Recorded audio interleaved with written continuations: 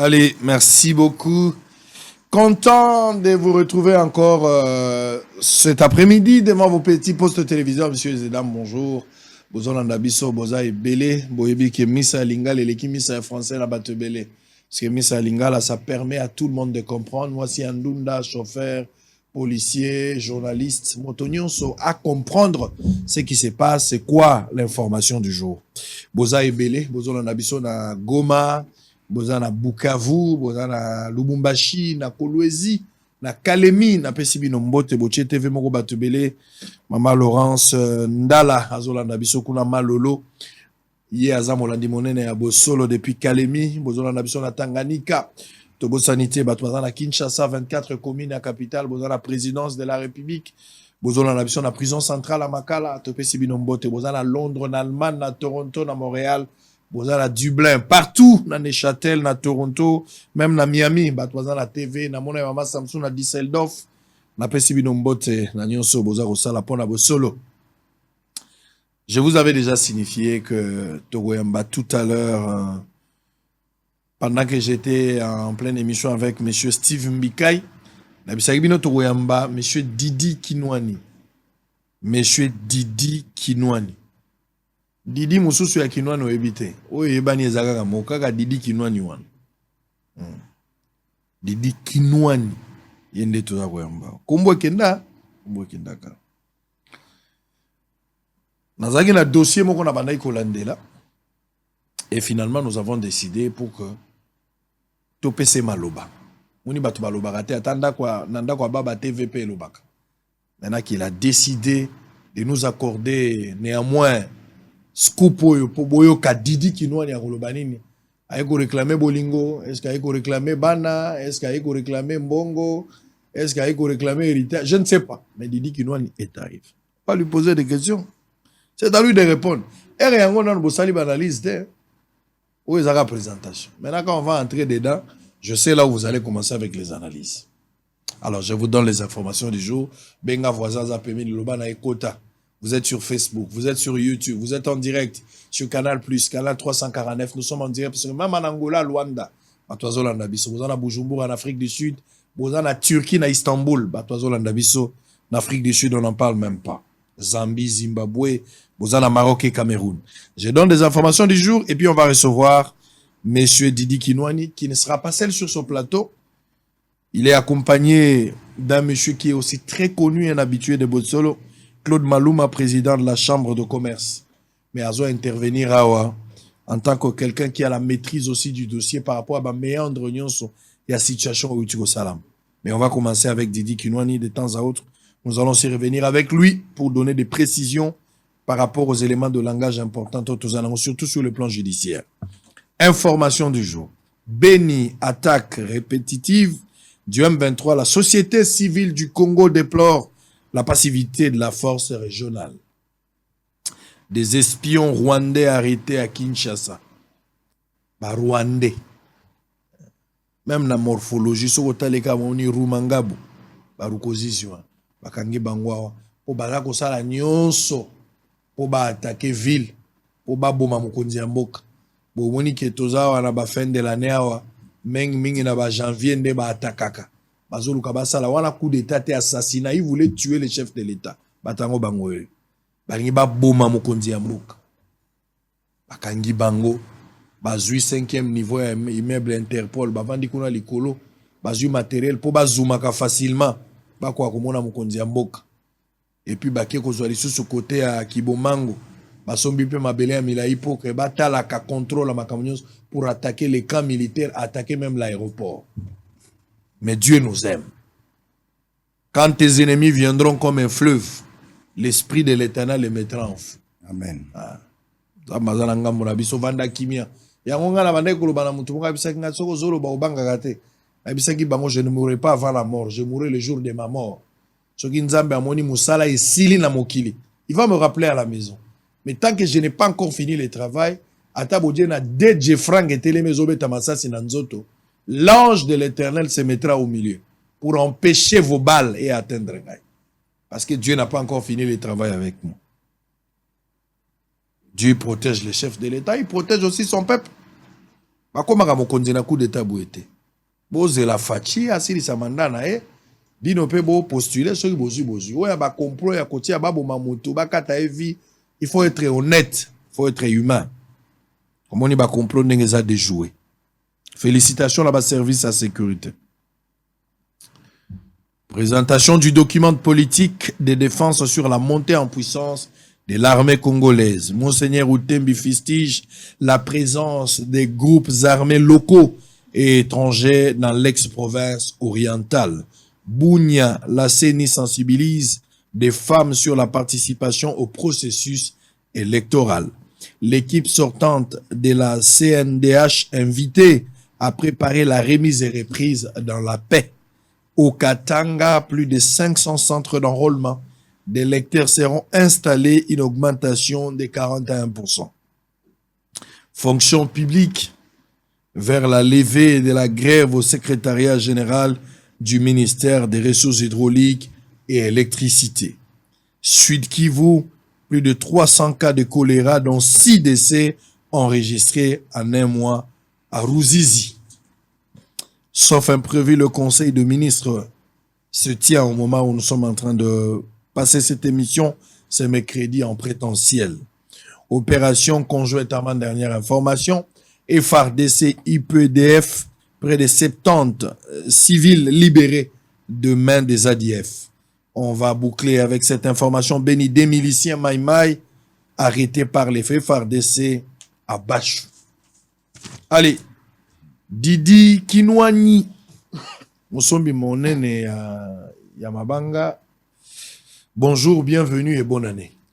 Bonjour Sango, Bonio, meilleurs vœux. Ngaipe Nazamalamu, meilleurs vœux Nayope. Merci. La famille Nayo Mobimba, madame et les enfants. Pesa famille Nayo Nyonso, meilleurs vœux na kombo nangai et pe na kombo famille nangai. Madame Laetitia Mutombo. Ah, ok, bon, merci. Madame Laetitia Mutombo, meilleurs vœux à vous et toute la famille. Ah, Ngai, pesa meilleurs vœux na famille Nanga Mobiba. Oui, oui. Bon, maman. Non, non, moi je suis célibataire, c'est un choix. Célibataire? Oui, oui, depuis oui. naissance, vous êtes célibataire? Oui, je n'ai pas la même. Depuis, au Botami, non, non, on n'a pas la terre. Oh, ouais. Congolais, bah, ça surpris. Ah bon, pourquoi? Bon, mariage au Salaka, au Kester, à Betaka, ils ont mariage. Ah, mais tu es dans l'église, tu es dans la civilité, et ça qui un geste. Un geste. Mais je ne suis pas venu pour ça. Laisse ma vie privée tranquille. Non, je n'entre pas dans la vie privée. Laisse ma vie tranquille. Non, non, non. Mais, messieurs, écoute, s'il vous plaît, s'il vous plaît, je ne parle pas de votre vie privée. Je ne parle pas. S'il vous plaît, s'il vous plaît, calmez-vous. Bon, ok. Na kokota na vie privée na yo. Wana mbodi yango yangwana. Te wana kutu mbodi te. Mbodi ozala kaka. Mais ça dit tozo pesa moi ba biscuit. Moni yo yebisi ngai. Mutu aloyi banga momo sanga liboso ezayi. Je vais te dire. Ndenga pe na zongi seli yo kapa na ona loba ndenge. Mais aux autres permettre quand même na tutoyer yo hein. Si, c'est facile. Wa frère na nga ba congolais mingi. Allez-y. Ya wana moni na zo kende na ondengwa. Non, ngana za célibataire, père de 6 enfants. Ah, au bota botande, mais au balananote. La bota, de quoi la bino, 26, 28, 40, 60 enfants, na bota 6 enfants. D'ailleurs, les occasions pour na les karamingi na makambu na bino ote, na bilili ote. Voilà l'occasion de dire que ngai ata mukolo na kokufa lokwa balingi ba bomangai. Ah, batindelinga ba bomangai. Bazana 6 enfants. Gladys Kinwani, Winnie Kinwani, Kevin Kinwani, Diams Kinwani, Didas Kinwani, et puis Nazali Susu na Oyasuka, na Mususu na bota Didas yewana na tangi yele. Didas a koksa 12 ans na février, le 28 février. Yasuka ya liboso na 41 ans. Ah, ok. Félicitations. Et puis, Naza, grand-père de 3 petites filles dans le Canada, dans Richmond Hill. Félicitations. Ouais. Ici, dans la quarantaine, ou ici déjà. Oui, il y a mis balai 32 ans. C'est félicitations. D'ailleurs, je profite pour souhaiter joyeux anniversaire. À Outo Kokisa 32 ans. Après ça, il combat maman Nanga Mwanza. Maman Winnie, si tu me suis, je suis chez Bostolo dans la politique. Tu seras surprise, mais je te souhaite encore joyeux anniversaire et meilleurs vœux pour toi. Donc, je vous aime ça, tous. Ça, c'est bien. La famille, elle est sacrée. Ah, il y a aussi Saphir qui nous aime. Mais il n'y a pas. T'es kakayewana. 6. Mais na bandela. Bana ngosombaka bango to botaka bango. Non, na botaka bango. Na ba mama na bango tanga ba komona bango te. Olingi na tanga. Mais baza bato botina bango bana otanga bango te ndenge. Ça c'est ma vie privée. Non, je ne force pas. Ça c'est une demande. Na salio. Moi naza nga play. Na pe na forcer te. Na forcer te na kanisa ka ke mo lokwanga na otanga mama leti. Bino siko po kanisa ka ke il faut ka ko bala. Donc yango nde sukisa makam. Moi ça Jésus de nain. Yo za sango. Ouais, il doit nga moi ça Jésus nain. Jésus spirituellement za na basi, physiquement za na bango te. Yango na tunio. Pesa nga kombo ya moi c'est Jésus. Donc optana pour le célibat. Nous vivons avec l'esprit avec lequel Dieu a créé ce monde. Donc mutuna mutana choix na yi. Optana yo pour na vie à célibat. Oui, na mona pe basango mingi ya catholique. Nga za catholique. Na moni ola chapelet, na sala pe chapelet. Donc na moni ba basango ba balakate. Ça on pas bota tête. Oui, mais abota tête parce que ana mission na evre na. Exactement. Menga naza nanga mutu na sambelaka nanga normal. Vous comprenez? Frère ko na bana me ko balate. Non, na ko tenter ko vivre na mutu na zo na botimwa. OK. Et marcher té. Ko bote za erreur to za na projet ke funa bota. Non, bon mususu ezaki na kaka okanaki te. Omona pe. Mususu za pe accident. Yo pe ozwa ngo déjà. Te nanu sala te ngala zanga na bana mibale. Mais na libanda micro libande zate nazo loba o clé na otanga komba mama yo ndozo kotanga komba mama tenga na otanga komba mama na sana ete siko na tanga de bon ata ba mama oboti na bango bana ko pesa bango bote te baza bato ba boteli oui ba mama bana na pesi bilo mbote mingi baza ensemble ye motumbo li na ye yango na ye po na wana allez très bien nous sommes en direct ya bandi aboma ngai j'espère que tokangi parenthèse ezaika moi lisengenya eloba denile sabe bango lisengenya tokangi parenthèse. Non mais nazalaka bien hein na ba maman bana na ngai il y a pas nazalaka bien to sololaka très bien c'est une grande famille très bien na bana na biso nyonso tozalaka ezalaka biscuit à bonne année il y a pas de souci ouais. Je n'entre pas je ne continue pas ouais. La vie privée elle est sacrée tokangi parenthèse mais olobeli ya mokaka na lobeli vie privée te yonde moto bandi ko pesa ngai maman après émission tokosolola yondo bandi nga na pesi yo joyeuse fête ya fin d'année yo moko bandi olobi na ngate olobi na pesi na famille na yo na pesi na mwasi na yo nalandaka yo olobelaka mwasi na yo mais yango ngai pesi ko na lobi po na yebi pe yo nga mbala suka bon mwasi na nga ndani oya yo mais yo ndo ko yebisa nga ozana mais ba journaliste ba répondre na ba question te yo répondre pas te na répondre te na bi yo mto ko lakisa ngai bon to continuer bien pour Kester Azola, so Kester Azangi na vie à répondre. Na poème tabeta na mariage wana. Dikambo zate. Alors on va continuer, nous sommes en direct. Il est accompagné Claude Maluma. Bonjour, bienvenue et bonne année. Bonjour, bienvenue Sango. Merci beaucoup. Merci beaucoup Ndekolangai. Moi je vous souhaite bonne année. Très bien. Les meilleurs de vœux, les meilleurs. Que Dieu vous garde. Amen. Vous êtes une fierté pour moi. Moi je vous ai toujours dit sans flatterie.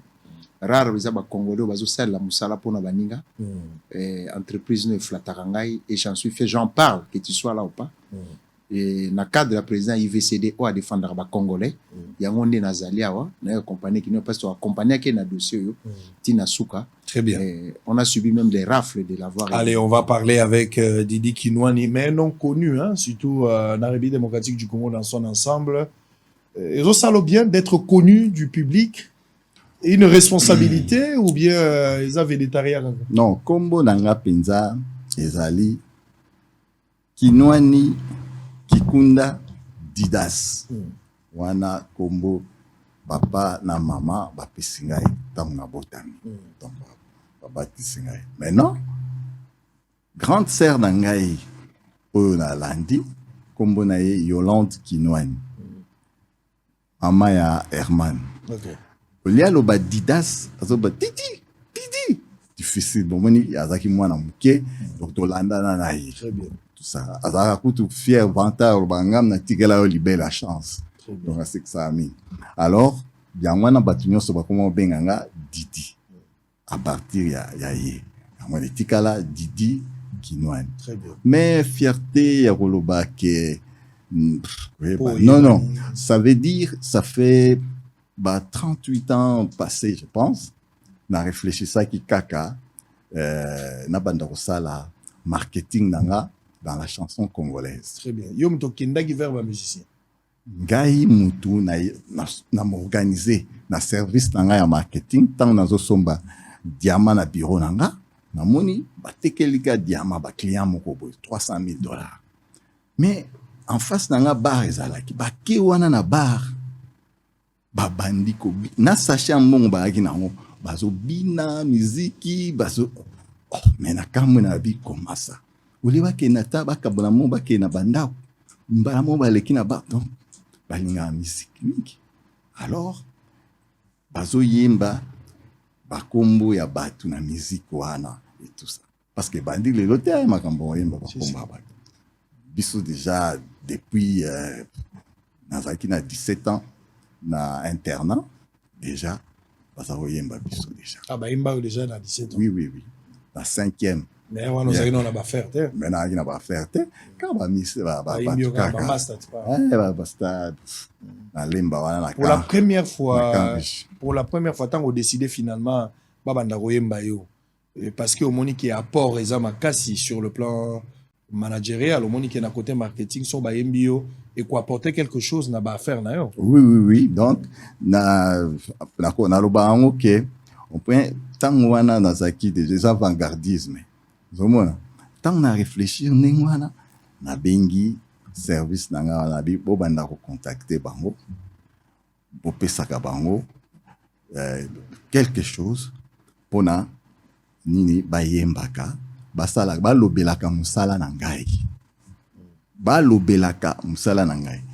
sombi monene ya mabanga boye tout ça la publicité donc écoute na cadre ya publicité alors maintenant je me retrouve quoi na monique et futa parce que atabalobi ke naza le meilleur dans le diamant ouais on dit mana andimi mais ce n'est pas vrai que naza na l'équipe batunyo soutute na somba diamant mais ngai intérêt na ngezalaki nazwa bénéfice et puis l'air wana ezaki libande ezaki mbongo mabende makelele trop OK mbongo lupango esenga bibende te mais bato belé ba dutara na fortune na yo bato belé ba monaki à un certain moment etambolaki kozala nde commissionnaire yo moko banoso oyoka makambo te commissionnaire mais parce que ngai moko na milobela mais ngai linganga moko na milobela te mais faut se laver ba client na ngai baloba bato bayebi bureau na ngai bato bayebi tout ça.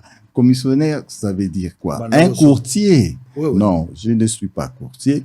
Je suis acheteur. Il y a diamant, il y a puis entreprise en collaboration avec des grosses entreprises juives. Omega, en Belgique, et puis Ascorp, en Angola. Pour la petite histoire, ngam na mema bango.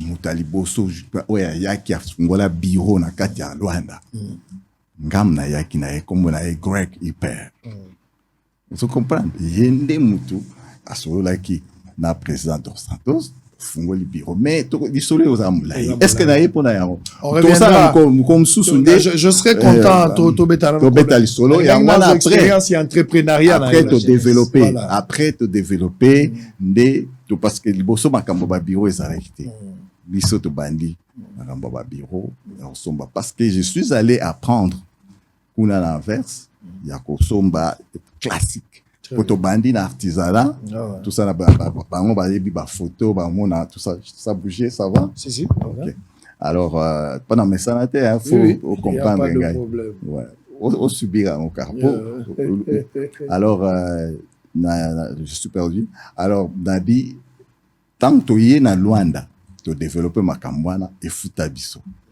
tout ça autre quoi que ça question tout pour la diamant mais na lekana nte na lobake na te poule te coq tout ça et ça la ngai pour la première fois ba yemba yo na musicien o baza connu bas Michel Mineno baza connu au collaborer qui nanani pour la première fois pour la première fois ba vient nga ba personnam ba Madilu système ba vie Joski ba OK jazz hein to ba bongo vie nga ta rochro azaoya na ndaku tabulei personnam en tout cas na pesi famille na union sur ba meilleurs vœux vraiment ba famille a bien nga système Madilu ba meilleurs vœux baza toujours na motema na ngai et puis le reste tout ça ata surtout to kangama makasi na ndeko na ngai Kester et tout ça na leki na nga Werason Noël donc libanga nini on va terminer to kanga chapitre s'il vous plaît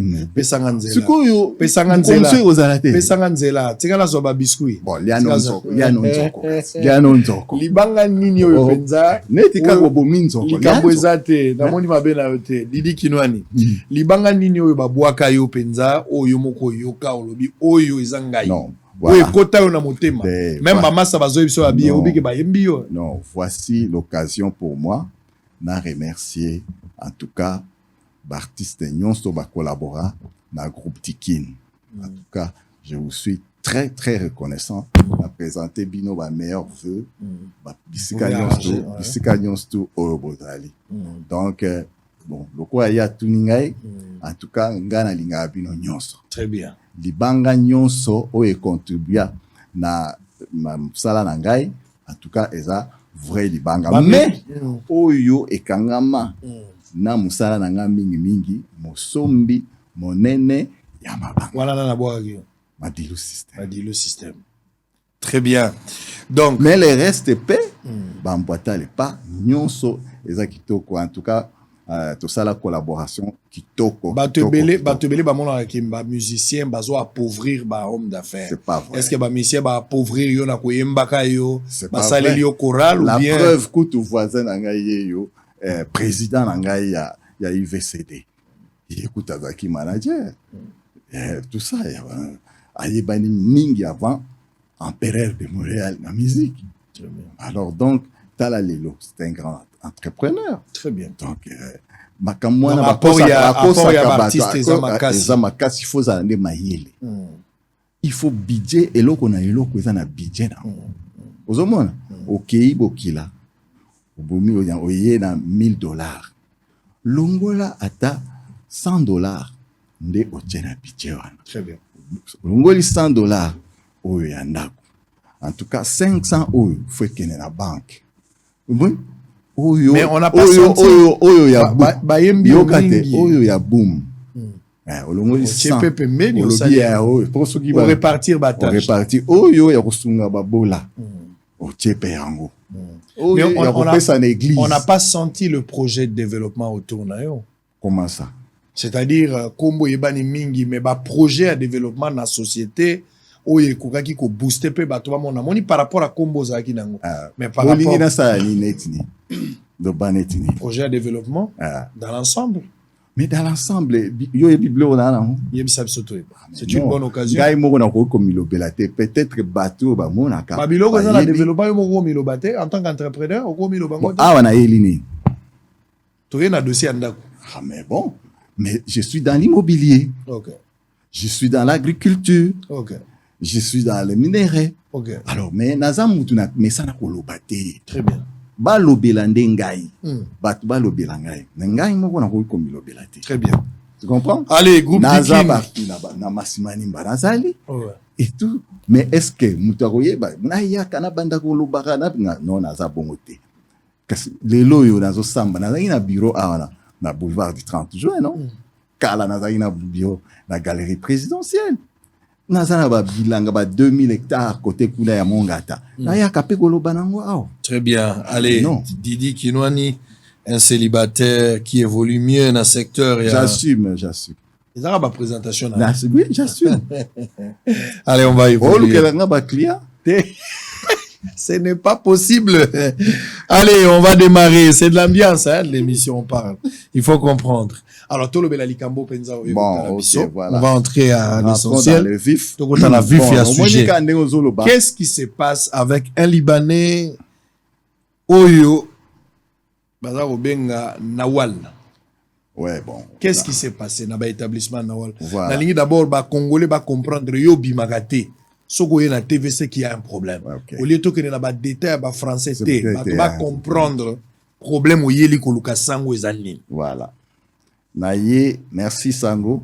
D'abord félicitations. Merci. Na pesa kio félicitations wanate. Koti mbalamour na moni vraiment cadre za kitoko. Merci.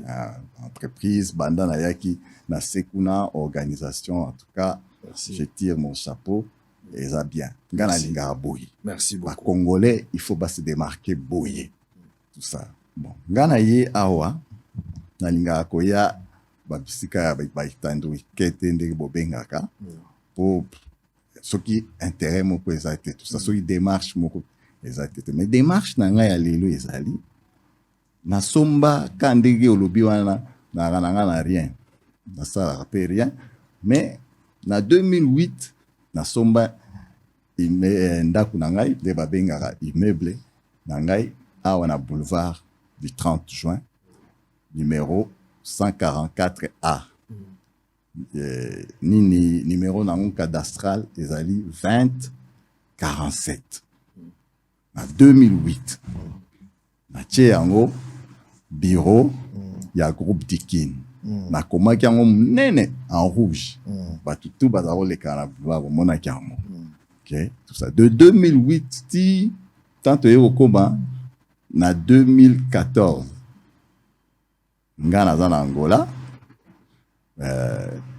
grand frère Nanga ya Benga, d'abord, les qui m'ont quoi Benga, bino, ndengeza boye, tandenge, ba faire, ezali sous, ndengeza, pour soutenir, bâtiment, ba yeko proposer, banque, mon yeko proposer que, ba lingi ba tonga 3 niveaux awa, na, bureau na biso et puis ba opesa pe biso bureau moko et puis bacha banque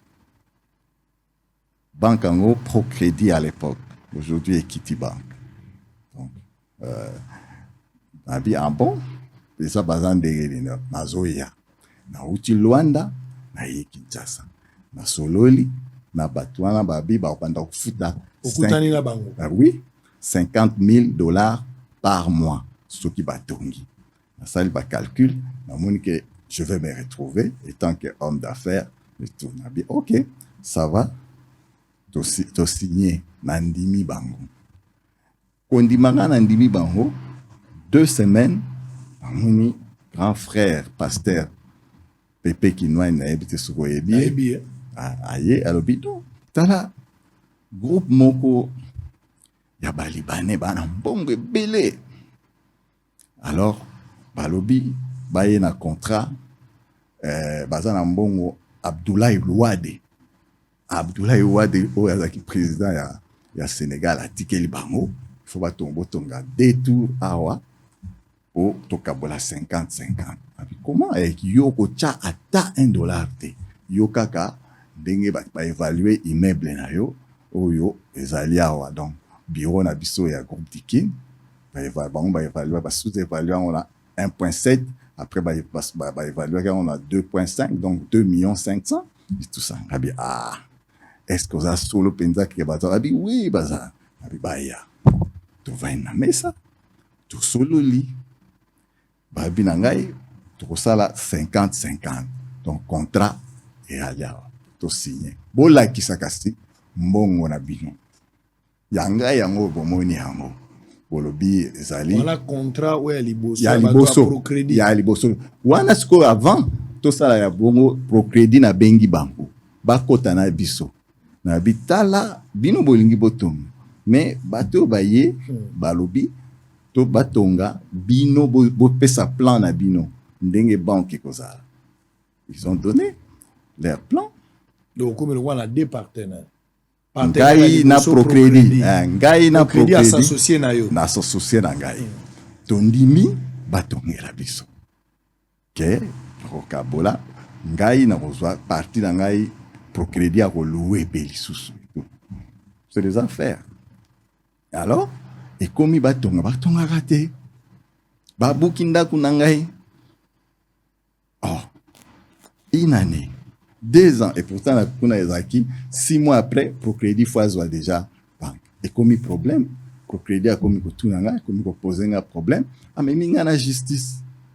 Nga na lobi heureusement, na bombela binote, tous aki ensemble, ndeto kei, to poser problème, ke batongela biso. Parce que bino bo memingai, bino pe bondimaki, mais constructeur nde atonga nzokate, nyoso wana lokuta. Bato wana bayaki frappe. Bana moko bakundoli dossier moko boye un certain mokendi. Tout ça, basambaka na balito po, ndako wana ezaka kala, ya monsieur Kapapa na tango indépendance. Avant indépendance. Après Kapapa tekelaki Papa Lito. Papa Lito apesi mwana ye mbele ya Lito. Mbele ya Lito atekeli yango ba indien moko Rizwana. Rizwana nda atekela ngai. Mais pendant que ezaki ya Papa Lito, Kungulu Mobutu aza mwana ya famille wana ya Balito achaki bureau moko kuna che gérane moko komone mokendi. Tango afdel akoti ba Mobutu bakimi. Mutu wana atikali kosalisa are ya lokuta abimisi mikanda ya lokuta. Tango mbele ya Lito azongi akuti yo zalaki na Kungulu komi propriétaire ndeni amemi mutu wana na justice. Comme mamemaki na justice na TGI mutu akataki makambu na kati wana un certain juste kotali na suka omona Sibu. Donc Sibu Matubuka. Voilà. C'est que Sibu a comment na minute yo conseiller juridique ya couple ya Libanais wana. Okay. Donc voilà passage wana na pesio pona ndenge wana bakundoli tango me mukende yango azawa ngai na somba lupango na ngai ba million sikoyo ngai na so défendre mukende azawa wapi non ba avocat kaka avocat oyebi nine Nyabirungu Prof il paraît Nyabirungu nde avocat ya face na bi akoteli wapi hein mais donc batumova moi ba douter tout ça. Donc nabi mais yé moko mukende azawa on va dire tomona ka mukende te nde siko ekomike non na komo mona affaire za resté bazui certificat na ngai balingi kozongisa te avocat moko kuna alobi oya contrat de babi bakutonga siko te il faut teka projet teka ko ni ba écrit à noir oyo tokomi na blanc babi tokende to luka mutu asomba yango babi mais bino bocheni ngai bozoteka nde lopango na ngai. À ce moment-là j'ai compris que ba eko frapper ngai bebi langage wana de baloba na bina kutana ba na bibozong selanga certificat na boya kozong sa certificat na ngai ba pesa ngai nini copie yango na tikala kana ngo ya clair yo ko tanga na ngela tindere. Donc bakei ti na suka nango bake kwa anile yango et pourtant bazaki protégé na sima wana soko tali na sima au moins na mention ya contrat ezali ba respecter yango te dani baye balobi bon moi biso to chambongo ebele sikoyo il faut yo zwa 30 makamba 50 tout na sali ki bazo bangaka nabi OK ça va construisez moi mon problème botonga kaka to sali contrat bazo tonga kaka te. Un jour j'apprendrai na avocat nanga mususu tant moi na benginga na Canada moi na nga liboso et puis papa akamna yo juste zo melatonine mais kana nous ko changer avocat tout ça parce qu'avocat no wana au moins clair te beki na ko changer avocat on a zwaki maître Manzila ake a découvrir que certificat wana ba nila yango sans que ngana ye nde place na yo mona ke cartel et betinga frappe petit na ngai na loba petite président na ngai Claude Maluma ya IVCD aye abi faut annuler contrat oyo ngabi non donc annulé te batonga parce que base babukaki babandi mwa fondation mais babimisi certificat dans les vides et tout ça to réclamer nanu nini certificat oyo ya biso total la preuve to réclamant nani wana alobi avocat na ye kawe alobi non madame m'a dit ça c'est mon bébé je ne peux pas remettre je peux même mourir oyebi biso bato sambelaka sango kangama na nzambe po naza kolala na mabele nazosambela mais Dieu comment moi je peux aller chercher de l'argent ailleurs et puis j'accepte que je souffre comme ça avec ces gens qu'est-ce que je fais patwana ba emilia ngai nakenda kobondela bango na biboto gato kabola baboya balobi mais ce qui nous tu ne vois pas qu'il y a un conflit tu dois aller en justice aussi mona mutaso tinda na justice nakenda na no justice te pour ma première fois yango abi oh pourquoi vous m'envoyez en justice donc pasi wana président la chambre a ebsinga non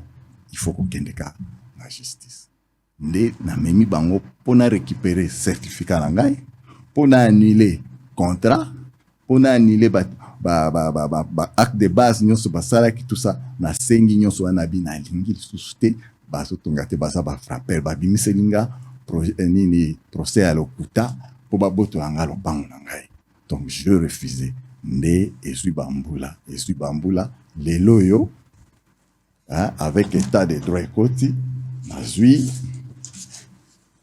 gain de cause donc on a gagné procès.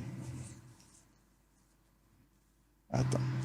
Tozana lelo siko gagné procès tozali en direct bato bazolanda biso to yambi yango otanga kaka Didi Kinwani otanga dispositif ya suka ouais yango yo linga kotanga il y a pas de problème TV za radio te voilà dispositif on va lire de Didi Kinwani condamne l'intimé à payer à l'appelant pour le manque à gagner et les autres préjudices un montant unique. Bandana moi likolo. Ordonne.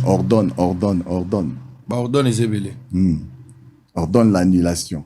Ok, attendez, je vais voir. Là, on a ordonné l'annulation, ordonne aux conservateurs, le rétablissement. Okay. Voilà. Ordonne l'annulation de l'acte notarié portant l'authentification de l'avenant 002 du 14 avril 2014. Voilà. Ordonne le rétablissement de l'appelant dans ses droits voilà. sur la parcelle 2047 du plan cadastral de la Gombe. Ordonne aux conservateurs des titres immobiliers de la Gombe de rétablir le certificat d'enregistrement volume AL 425 folio 156 du 2 mai 2008 de l'appelant. Condamne l'intimé à payer à l'appelant pour le manque à gagner et les autres préjudices un montant unique déterminé ex aequo et bono à l'équivalent en francs congolais de 800 000 $ américains à titre des dommages intérêts pour tous les préjudices confondus. Dit qu'il n'y a pas lieu à louer à l'appelant les frais des réaménagements de lieux. Je pense qu'on peut s'arrêter là. Voilà. Mais non. Wana annulation, il y a pas de document nyonso auto signara avant. Très bien. Mais il n'y avait pas arrêt, il y a déguerpissement. Nakei kofunda bango ke babima tandako nangai parce que je suis le seul pour le moment où à détenir le titre. Il y a place wana ya 2047 na cadastre. Donc mutu sazana ngote personne ne peut encore venir réclamer. C'est moi. On m'a donné les droits parce que ba réinstaller ngai. Na kei na zui oyo arrêt il y a déguerpissement. Oyo bango bazolo bake nazana ngote. Tant muke kaka arrêt ya déguerpissement ya ngwana. Kobana likolo hein. 14e fait, dit recevable mais non fondé, la demande de réouverture des débats sollicités par les défendeurs. Voilà. d'irrécevable est fondée la présente action mue par les demandeurs M. Didas Kinwani Kikunda. En conséquence, ordonne le déguerpissement du défendeur, les établissements Nawal Kido Entrepreneuriat Nke, pris à la personne de son liquidateur, M. Taleb Karim, de la parcelle portant numéro cadastral 2047 de la commune de la Gombe 6 sur boulevard du 30 juin numéro 144A, couverte par le certificat d'enregistrement volume AL 425 folio 156 du 2 mai 2008 et de tout ce qui s'y trouve de son chef. Condamner le défendeur à payer au demandeur l'équivalent en francs congolais de 10 000 $ à titre des dommages d'intérêt pour tout préjudice subi.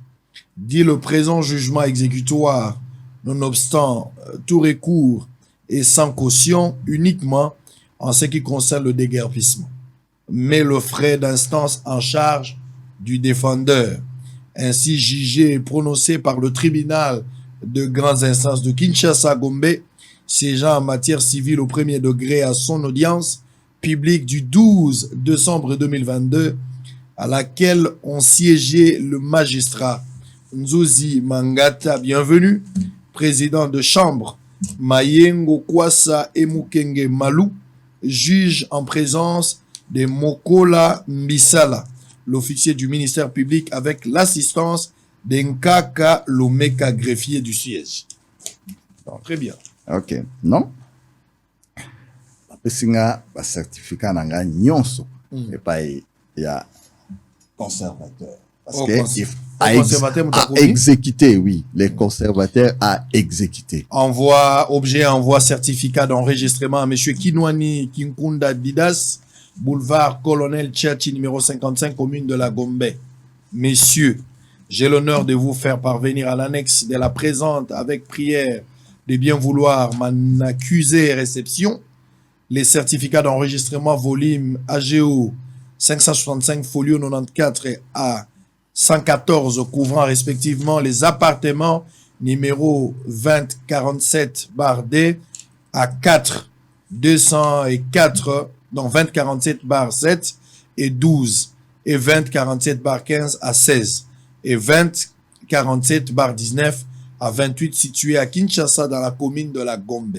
Veuillez agréer, messieurs, l'assurance de ma considération distinguée, les chefs des divisions urbaines des affaires foncières, Serge Nswana, conservateur des titres immobiliers. Voilà. Ce qu'on va installer un gars. Donc, il n'y a que moi qui va installer un gars. Pour que mon awa, on va vider les liens. Oui, il a dit de installation. Non, oh, merci. OND installation. Voilà. Donc, na zongi na kati ya ba droit na ngai. Très bien. Na m'installer, na vandi, na zwi sikoyo, leki ya lobi, naza na leki na ngai oyo na bokola, naza lokola mwana na ngai liboso. Comment na nani? Masamba Kinwani. Masamba Kinwani. Nabi yaya, na tia biro na ngai pe privé wana, na kati eloko na biso to récupérer, ndenge tozalaki déjà na biro na biso. Un homme très effacé, Masamba. Atie biro na ye esika wana. Ngai pe na tie ya ngai esika wana. Nakendeke pe esika wana. Nzoka te bango basarranger ke baya koboma ngai.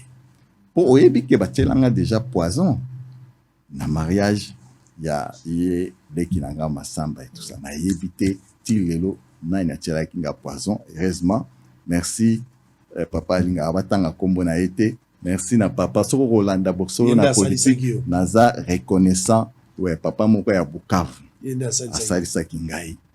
Donc nazongi mutu soki te ndekuta émission to sali yango te ndenge na komaki donc lokola micro na yo wana et puis squelette donc na eleka mais po nzambe kaka oto sa biso soki nzambe te donc moyete on va alors nasuki wana te po baya kokosa tango banani ba escalader mur pour baya ko bomangai bakuti pe masamba azalaki wana banani balingi baboma ba criminel ya donc libanais mais c'est Karim a engagé mutunaye comme na Esteve azana minute oyo na auditorat pour bazwaki ba maîtriser ki bango bazaki plus de 15 éléments ba escalader mur parce que moni parcelle voisine wana o ba koma pour lisusu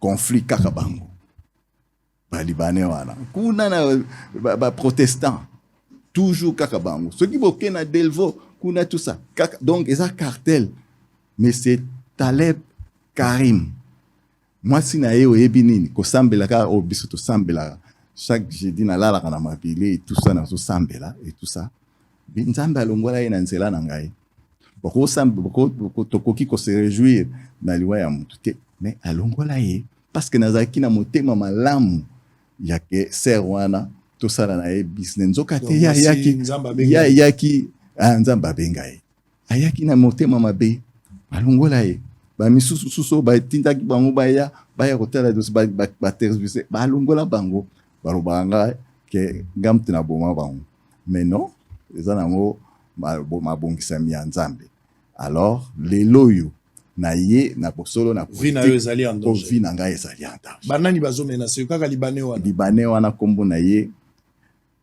Karim Taleb aza entouré na batu na ye cartel o bazo bomba na nasiba na ye prochainement to ya kutanga ba kombo nazo lukana ba photo je vais voilà botala ba photo si ce qui moyen ya kola kisa je pense que précieux à toutes ces photos voilà. On va mettre quand tu ndenge ba escalada ki mur na regi président a renchéri ngai toza wapi ils ndenge bazo sauter wana bazo kota voilà wana zo kota skola bazo kota pas ba voisin de la place groupe ezali voilà wana groupe sikoza pa nanga voilà mais mur moko eza ekaboli biso voilà nazomona awuti kuna azokota ba photo eza ebele na vidéo kutu bango si bazo expliquer alors vina isa je pense que les problèmes est trop clair nazomona wana bango ba sauter ba koti déjà pas na mino voilà bazaki na colonel moko bazana colonel la police ou bien colonel la police ya la police boyebi komona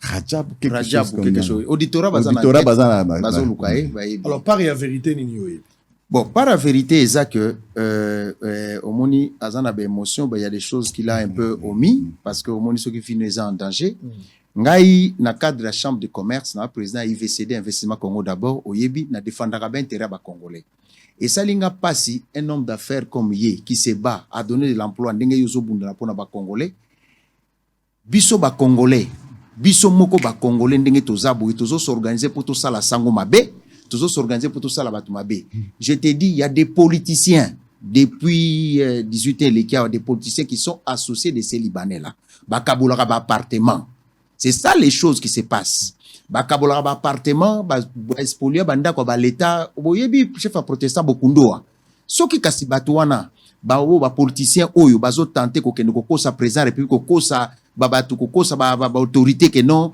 boina pona ba intérêt bazo promettre ba appartement ndenge bazo ko promettre ba o musu ba uti ko longwawa ba benga monseigneur Bokondoa o ya faire ya protestant cardinal ba protestant représentant bi Bokondoa ba tuna ye ba uti ko frapper kaka na groupe ba libanais wana bazalaka bango mokote bazalaka na ba magistrat na bango bazalaka na batu na bango c'est un groupe bien organisé na minute oyo babandi ko kende pembe na président Fati ko luka batu ba promettre yo ba appartement kende ko lobela biso boye kende ko luka boye kende ko loba boye et nous sommes à l'état de droit c'est ça qui est dommage pour eux en fait ba yeba ina bango Félix T batu na biso to vanda na bana mbwankiem to kola IDPS ngala lobango banda kala ba yeba ki na bango président Félix T à kota kana makamba justice te soki za na justice a loba faites le droit.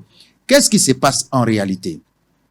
Abosani ko yebiso ke tangu basali contrat ya mibale tangu bango contrat sili bazo tongate bango bazo compter ka mukendi o bango ba bimisa nulle part pour à gagner ye mukendi ba bo signé tout signé contrat na osango na la mukaka bo banda 2008 2014 mukendi amonana te kaka tangu na signé na yo comme par hasard conseiller juridique na yo aza juge akataka likama mukendi abimi kaka boy to sa bazo bate to sa basekusi mukendi tanga bandi ko bundisa ye ba lito ba yoka kinde lisolo nde ba ye ko yebse yaya oh baso buncho ndenge nini alpo azaki na jugement pénal wana te yaya mais mokende na escroc mokende akima Kongo azalaka te tala jugement biso to condamna ye yango bango tong ba côté na bango bazo tonga te contre esilaka te esili bakomi siko ngai personnellement nazo avouer na yebisaki ko renouveler na yo te et déjà avocat na ye akomaki suspect pourquoi Kinwani apesi yo mandat te et le côté banzoka nde bakenda ko signer déjà donc certificat ne ba boma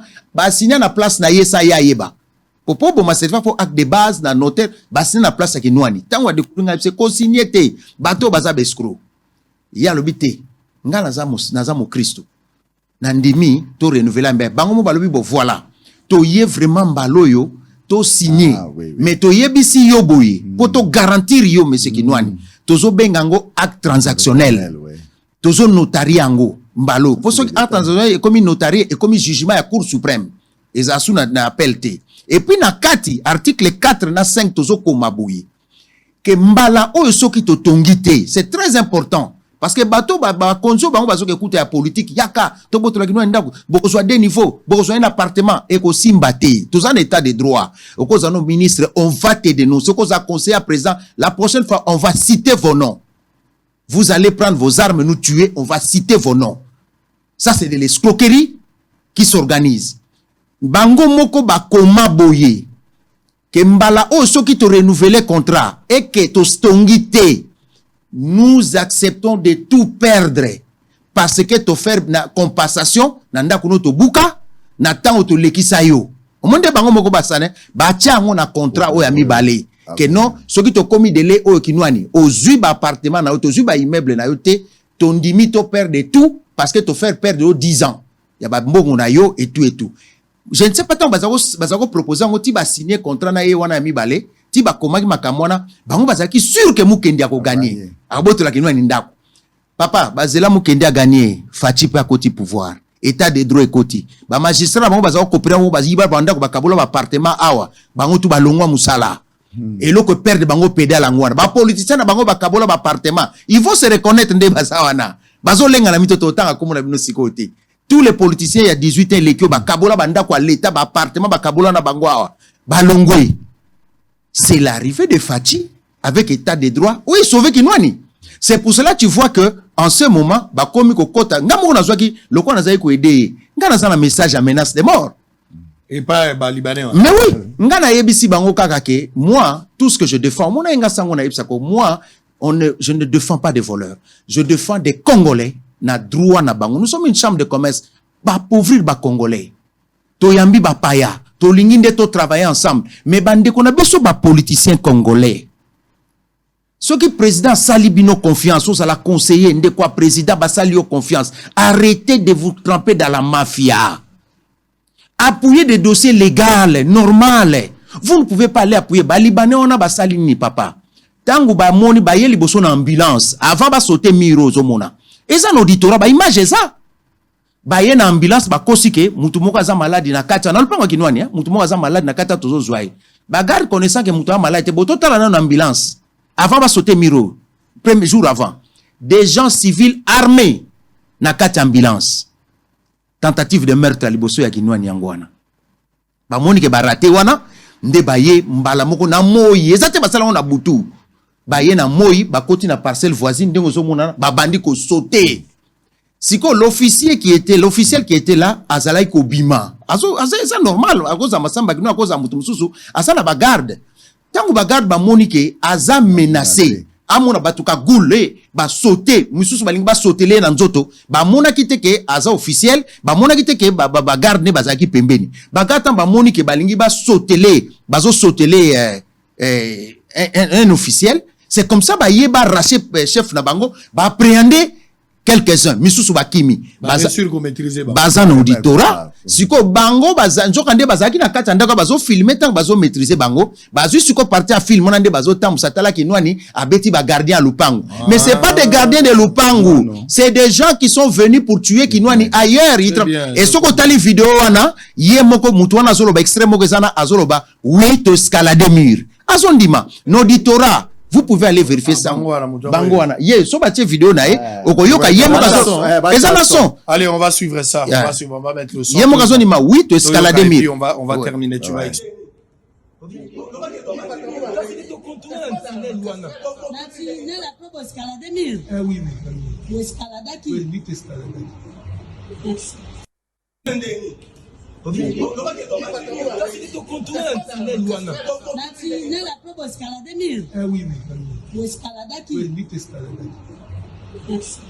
Très bien, ça c'est clair. Ça, donc, maintenant, l'auditorat, c'est l'auditorat qui les a appris, les a amenés là-bas. Sur place, auditorat, ils ont tout avoué, les PV sont là. Moi, je dis bravo au colonel qui a instruit les dossiers, parce que tant que vous avez un téléphone, vous découvert un téléphone, si vous gérant libanais, un téléphone, vous avez filmé programme de bazo sala, a filmé l'ambulance, parce que nous, quand on parlait d'ambulance, on n'avait pas de preuves. Il y a beaucoup fourni des preuves. Ambulance, assassinat, nous a prémédité. Mais oui, si vous avez moi, Batouana siko ba Libanais, on peut c'est pas bon baraté ba bit Karim, on n'a pas tous les Libanais hein, en fait, il y a des Libanais qui travaillent normalement, ils n'ont pas de problème. Nous moi j'ai grandi à Limité, on a vu les Libanais venir, ils étaient à Beaumarchais. Il y en a des familles qui travaillent normal, mais ceux-là qui ont des problèmes kaka batumoko wana siko bino tango zo c'est la photo. Moi je n'ai pas de problème avec la communauté libanaise. Je vais préciser ici que je n'ai pas de problème avec la communauté libanaise, que avec ce couple là Taleb Karim et Madame Nawal qui est décédée. Parce qu'ils sont venus pour m'arracher ma parcelle en utilisant une ruse. Donc, je ne peux pas accepter cela. Yangwana, na ligi na longola eloko yo batie na réseaux sociaux qui est babaloli ke tordre sens voilà vidéo wana o bazo la kisa bazo maîtriser tout ça va salir Massamba et tout ça là. Massamba d'abord de nature, moi je connais personnellement. Voilà. C'est un monsieur très effacé, il parle pas trop. Voilà. Donc, mais moi je me pose la question Sango. Ces gens, ces Libanais là, quand bazo balola sans à wana, ils s'attendaient quoi? Donc bozui batbola tsema Kagoul, bozui colonel armé, bo sauter ba mira batu, bo koti po bo sani, bo pesa batu bonjour ou bien au revoir. Non, à la limite d'ailleurs, ezaki agression, violation de domicile. Voilà. Ba koti so bozala ki na position, on peut même les abattre parce que boyeba ki position ba ba na ngote. Voilà. Donc les premiers à être sur terrain ba ko peut tirer sur bino. Imagine qu'Engana perdre les kinangai, que mort d'homme kuna epai nangai. T'as la gravité d'abord par rapport à la famille et puis par rapport il y a qui responsabilité là organisation d'un Congolais dans son propre pays. Alors que le Congolais aussi a raison. Et maintenant en ce moment qu'est-ce qui se passe? Il y a en ce moment on parle. Ces Libanais là, avec leur argent, approchent des gens. Président de la République. Sa président qui nous a boto le bisonda sans jugement. Yo tangi ba jugement. Ba komi donc ko luka batu. Ba première dame te. Ba mouté. Bazo luka ba allié. Allié on bazo je vous rassure. Bazo promettre ba étage. 9 ans. Tout ça na Congo sekangai. Ne au moins ndengo zo sekangai. Wa ko lubananga mkoana lobi il fallait na ça na succès. Na tangwa 100 000 et tout ça. Mais, na regarder des avocats, na futaka ba avocat et tout ça. Ceux qui ont moins $100 et quoi inga na maboko, il faut ba avocat. Ba nyoko linga na ba. Si ko tango bango bazo bundisa kinwani. Moi la question que je pose, bato yo bazo sala ba avocat du diable. Ba congolais o batala ga mabumu na bango ndengo lo ba wana. Bo bazo sala bona bazo ke défendre ba libanais. Ba coopérant wana. Ba coopérant. Boye ba galero yo, bokondo wa. Président représenté l'église protestante bakaka ba Libanais on a Karim ba frappé ba signé contrat ba zui para contrat heureusement bokondo azamba yele azako parafé chaque page bango tan baké ba longoli ba page ba signé bako ba bakisi ba frappé ba protestant bazo samba do soki Karim nani ba protestant ba gagner bango bino pe boko sous président te ba protestant ba gagner bango ndenge nini po ba promettre bino ba appartement so ba gagner pe bato so ba spolier bandako sur le la paix ministre Nabiso Pius Mwabilu azo bundo récupérer bandako à l'état so ka récupérer bandako à l'état bino pe boko funda sous que non c'est grave. Mais oui, en complicité avec des Congolais. Et les gens doivent apprendre à se tenir. C'est regrettable. J'ai compris le dossier. Les chefs peuvent vous faire confiance. Respectez-vous. Allez, allez-y, on va terminer. Allez-y. Nalo baboy. Ceux qui ba libanais na lo ba libanais te soki Karim Taleb na madame Nawal na clique na bango wana soki bazo banga te epai na ngai ke baya ba frapper ngai. Imagine ba maman veuve oyo bana bakenda na étranger et tout ça là ba ko sala bango ngani ga ko benga petit peuple te ponga mo pe na za petit peuple. Donc ba to monaka bazo boaka biloko libanda ya bato omoni après imebe telem ba boaki mama zolela zoba ngai bana nazana muto ko kotela ngate mais esili ba kamati ata 50,000 ba boaki liebo esili batombolinda. Ça nous allons nous battre. Oyebi nangaki natika mais pour l'honneur des Congolais. Donc Karim Taleb wana na mwasi na ya Liban na ba clique na bangwana donc ba matelinga ana zone. Je ne cède pas. Na lo barate mais soki na komi ko lo baboy. Trop c'est trop. Très bien. Pona nini bongi ba bomangai mais ba baloli yango pour ba moni vidéo tout ça et puis et communauté ba chango pour ba politiser yango. Vous avez ma main d'association d'abord. Moi je dois vous rassurer. Ah OK. Toza d'abord na TV nazo rassurer bino neng bolobi na bosolo botokati déjà likambo. Voilà. Donc bouti koyoka wa ba explication claire ya monsieur Didi Kinwani. Yemoko azali victime. Oui. Ya tentative et assassinat. Ba yende po babomaye. Bokoteli moto na kati ya lupango. Objectif ezali po bobomaye. Bokoti na kati ya ambulance po bokanisa lokwa boye koluka malade. Au contraire, bo se déguiser lokola une équipe urgence médicale mais po boya ko boma moto. Dieu merci, ba plan na bino eza échoué. Bokangami lokola banzoi na maboko. Bazwi bino très facile lokwa banzeti. Chikoyo Masamba Kinwani a tout fait. Heureusement na prudence na ye moi makasi na ye. Moi na mobali ya moni bino bagarde bake ko batela moto na bango en même temps ba maîtriser bino. Bino kutu bo sepela ke bobimi wana mibimba. Bo sepela bobimi mape ba bengi pe auditora kangi bino. Pona ba place musu basilani la bino déjà. Héroyo basilani la bino bokuta na chala mwana. Héroyo. Bo sepela boku nzambe ke bakangi bino photo bazo me bino apesi bino pe mapa ba bino no auditora. Ba place musu esi bo silani. Bokuta na ba woyi héroyo. Ce qui est grave. Ce qui est vraiment grave. Alors, Moutouya Boye a commis un problème. Moutouya Boye a commis un problème. Pour Nanini, Yemoko Azali victime et l'eau qu'on a souffert pendant 9 ans. Bon, ça lié torture morale et amakasi d'abord pendant 9 ans. Torture morale pendant 9 ans. Azoko Kozwa droit na yete, à perdre bambongo, à perdre énergie, à perdre temps, pour empoisonner yé. Nyon soana eza traitement inhumain pour pesi na mutu. Maintenant, souka justice et ça, et tangami, on a dit le droit. Moutou a gagné. Au lieu de se plier, mais un Libanais peut avoir raison au Congo, si vous avez raison de dire ça. Mais quand tu as tort, tu as tort. Quand tu as tort, tu as tort. Tu ne peux pas te permettre, parce qu'au perdre la justice, organiser bande ya batou pour éliminer physiquement la personne qui a gagné le procès, alors que ba droit na ye anda a garanti par Mibeko Amboka Nabiso. Ça, on ne peut pas admettre ça. Et curieusement, les Libanais n'agissent pas seuls, en complicité avec certains Congolais en panne d'imagination, dépassés par les événements, des coopérants. Bazo luka bambongo ya bamiet, mais au lingin de konayo boya kufa bakunda ye, atika bana na ye, atika famille na ye, pour yo ko gagner nini. Comment Congolais a kokota en complicité avec un étranger pour tuer son propre frère? Qu'est-ce que vous gagnez? De tout ce que vous avez déjà fait, bambongo bobo toli bato na bandako. Bozalaka ba malheureux, tokuta na kanabino même chemise en malonga ezate, pour ça ba bien mal acquis.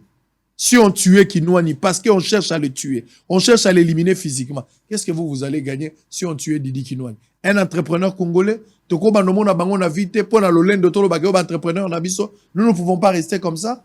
Il faut les diminuer, les humilier, c'est ce que vous voulez? On va les diminuer comme ça devant le gens, une humiliation morale, mais en même temps bolibo abattre bango physiquement. Ça, c'est grave. Mais je dois vous rassurer aussi que les chefs de l'État, d'ailleurs, yo moko lobi yango, bato nyonso ba koluka ba mona fachi, to ba mona mama.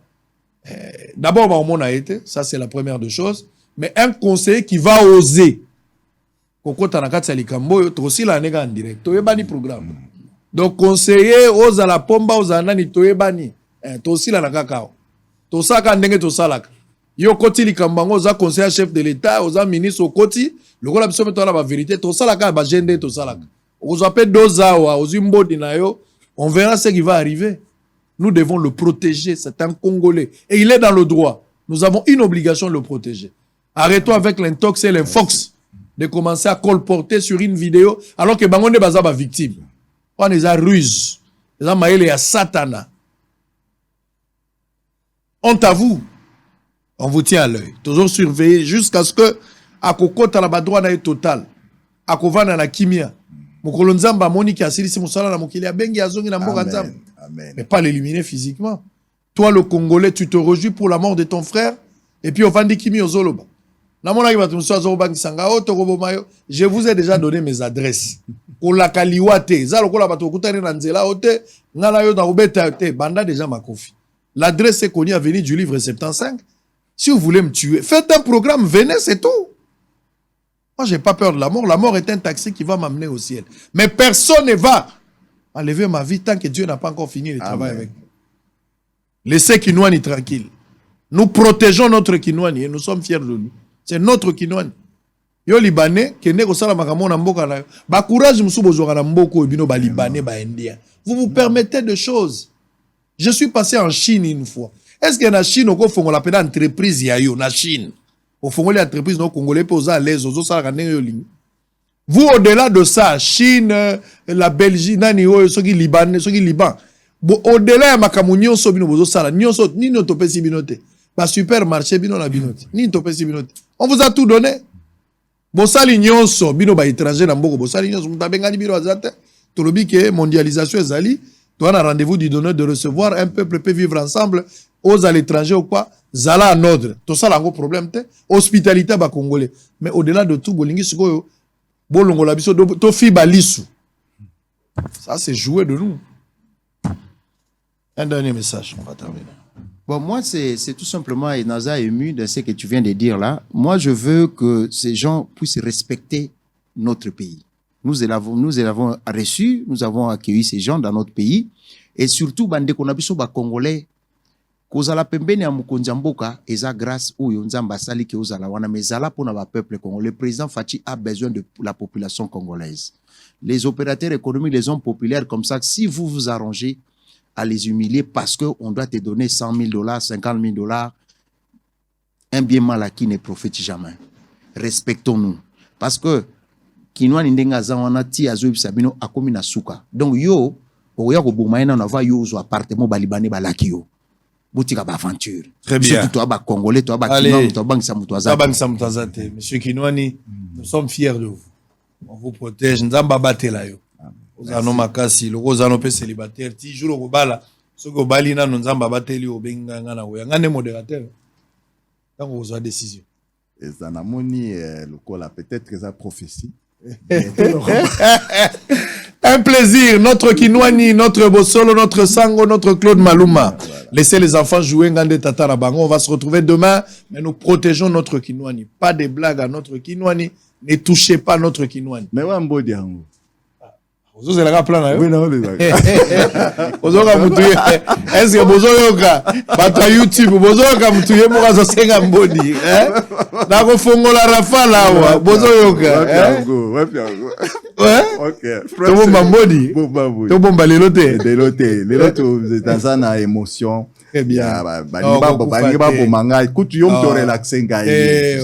Baningi ba bomanga bandeko na zangi bande. Vraiment na yeko mona ke ndeko na ngaka Yesu. Parce que na ba oya bazo sailanga ba complot. Ozali kubanga te. Merci. Zamba kobatela yo. Mais na lingi pe na yebsa moi message muke na ba peuple congolais nyonso. Ezala ozali na mbongo te. Justice sikoyo esi ebongi. Ba magistrat bakomi kosala musala penza tout droit. Bakomi pe kobanga kozwa kanyaka. Donc bokendeke na batwana na justice. Kobanga teke parce que aza libanais, aza boy, aza na mbongo ebele et tout ça là. Non, zwa avocat ya bien. Ma bende kozwa kaka ba avocat pe ya miyibi. Ba au moins ozwa avocat abalukeli yo. Bake basombeli enda kuna tout ça yé abalukeli yo, a trahir yo. Mais il faut aller bopona ba avocat ya bien, bokende na justice, bo banda ko gagner ba procès. Très bien. Nga na croyaki tala lelo na félicité pour le moment, en tout cas, réforme ezosalama pour la justice, en tout cas, état de droit. Yango yoskoto komi penza kwendima. Oui, ezali témoignage, il y a victime, il y a bénéficié, na justice, il y a justice nabiso. Permettez-moi cette tautologie. Allez, on a fini, on va se retrouver demain à la même heure pour le même plaisir. Merci à Herman qui a facilité la réalisation de cette émission parce qu'il a été au four et au moulin. Merci également à la grande famille Précieux Mouyoko, mon premier fils. Bonne année à toi, bonne année à Joseph, bonne année à Elidia Diandunda. Pour la première fois, je cite mieux son nom, Diandunda, Diamfumbo, tout ça, Platini, Louvoilou. Allez, on a fini, on va se retrouver demain à la même heure. Demain, ça sera Noël Chani qui sera l'invité demain. Vendredi, toi aussi, ça n'a pasteur évêque Pascal Mukuna. Bobi papa za papa. Papa lobi mwana nangana lobi miko lebele. Mwana nangana zoya nga papa yaka. Vendredi papa zoya. Allez, merci beaucoup, à très bientôt. Bye bye.